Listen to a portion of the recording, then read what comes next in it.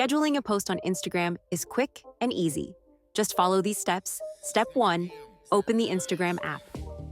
Enter your login credentials and make sure you're signed into your account. Step 2, switch to a business or creator account. Instagram only allows post scheduling for business or creator accounts. If you have a personal account, switch to a business or creator account by going to Profile Menu Settings and Privacy Account. Type in Tools, switch to Professional Account. Step 3, tap the plus icon at the bottom center of the screen. Select the photo or video you want to schedule. Tap Next in the top right corner. Step 4, on the post customization screen, scroll down and tap Advanced Settings. Tap Schedule this post. Choose the date and time you want the post to go live. Tap Done, then go back and tap Schedule. That's it. Your post will be automatically published at the scheduled time. Let me know if you need more help.